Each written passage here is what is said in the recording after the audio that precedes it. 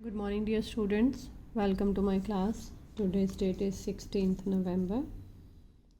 Now we have question number 6. जो question number 5 है मैं आपको बता दूँ, ये है क्वेश्चन नंबर 5. इसमें थोड़ी सी मिस्टेक है और ये है बर्नौलीज डिस्ट्रीब्यूशन की. तो ये डिस्ट्रीब्यूशन हम नेक्स्ट यूनिट में करेंगे, वहाँ क्लियर हो जाएगा. यहाँ एक्चुअली 0 1 चाहिए, वहाँ क्लियर होगा तभी हम करेंगे. तो अब ये 6 क्वेश्चन है, फिर 7th and 8th quite similar है. तो 6 करके हम इसको ख़त्म करते हैं. मोमेंट जनरेटिंग फंक्शन निकालना किसका. Let the random variable x assumes the value r with the probability law. x की जगह अब r आ गया, उसने r वैल्यू ले ली है. p at x equals to r, इसकी वैल्यू क्या, प्रोबेबिलिटी मतलब q r -1 p r vary 1 2 3 so on. Find the moment generating function of x and hence its mean and variance. सारे question एक जैसे ही हैं वैसे तो बस समझना है. Given probability at x equals to r is q r -1 p.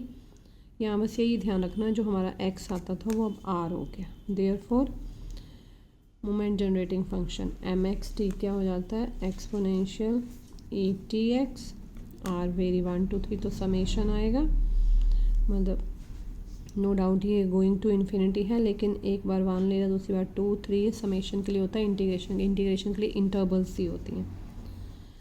ये हो गया समेशन. होना चाहिए था tx, पर अब आएगा tr fx या p. ये प्रोबेबिलिटी फंक्शन है.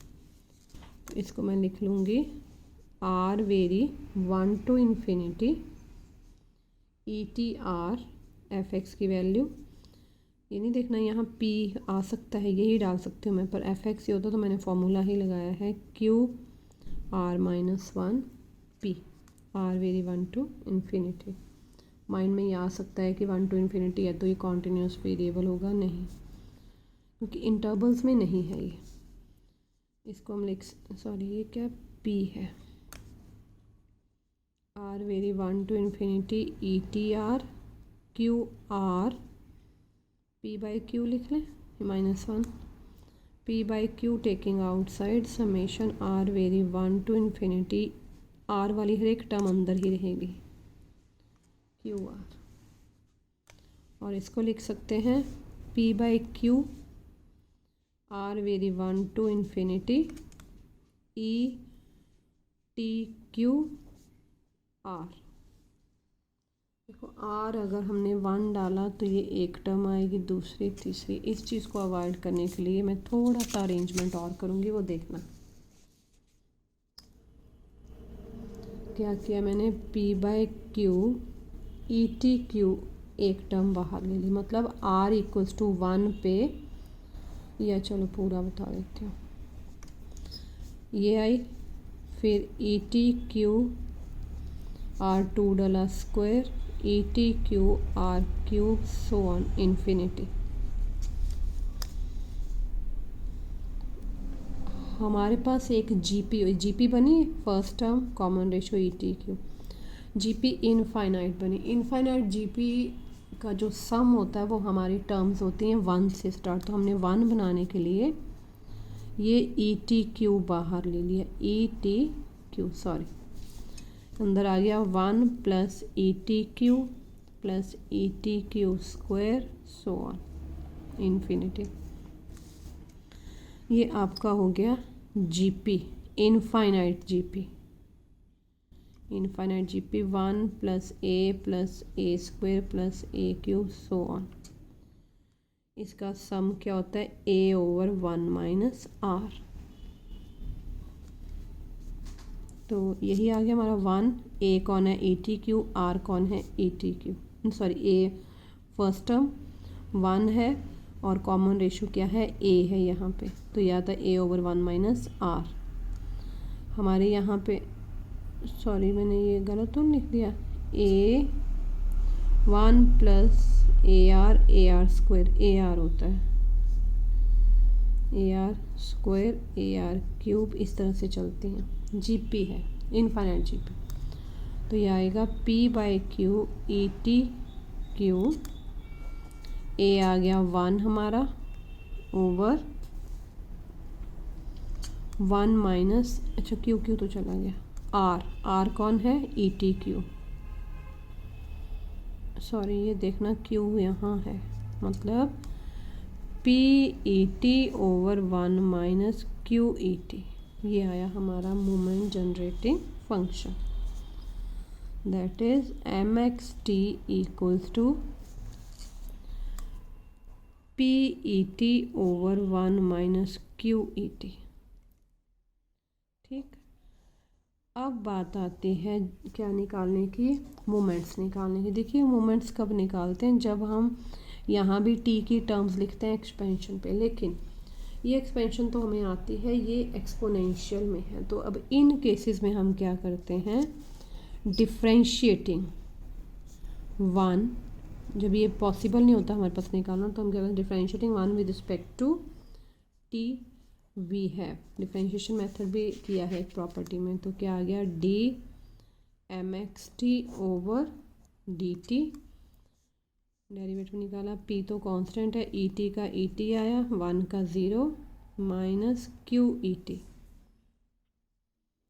सॉरी ये क्या किया मैंने, सॉरी क्वेश्चन ट्रू लगेगा, 1 minus Q E T whole square, 1 minus Q E T as it is, p E T minus P E T as it is minus Q E t.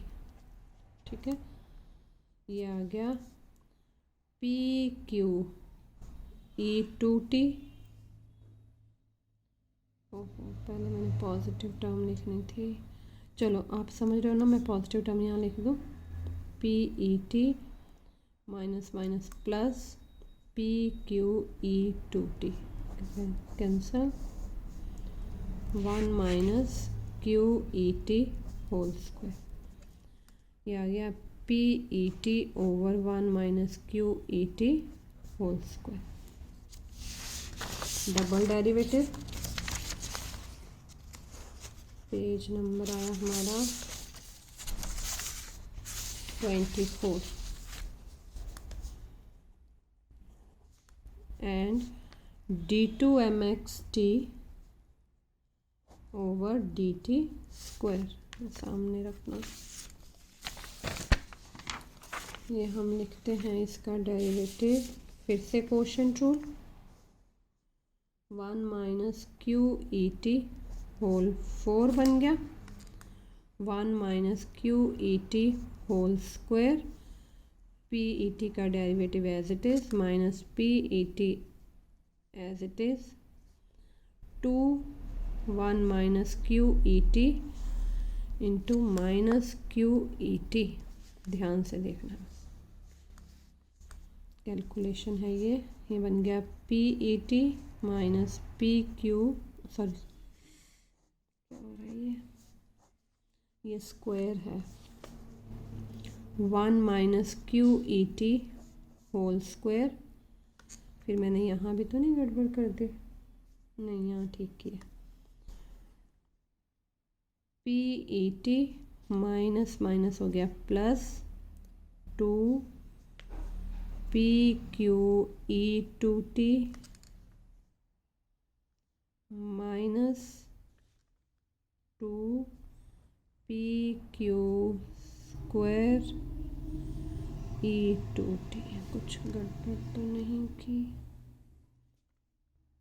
ये बेटे calculation एक बार मुझे rough में करनी चाहिए थी, चलो मैं आपको एक बता देती हूँ, ये सेकंड मोमेंट है, फर्स्ट मोमेंट, क्योंकि ये मैं एक बार रफ में करूँगी, जैसे आपका टाइम वेस्ट होगा, ये है थोड़ा मैं इसको लिख लूँगी, यहाँ छोड़ देती हूँ, देयरफॉर म्यू, कहाँ गया, ये मैंने जगह छोड़ी, देयरफॉर म्यू1 डैश क्या था, मोमेंट अबाउट ओरिजिन, ये होता है derivative of moment generating function with respect to t at t equals to 0, इसमें डालें, टी 0 डाला तो पी ओवर टी 0 बना, ये क्या आ गया, 1 माइनस क्यू 0 बना, 1 माइनस क्यू होल स्क्वायर, ठीक है, लेकिन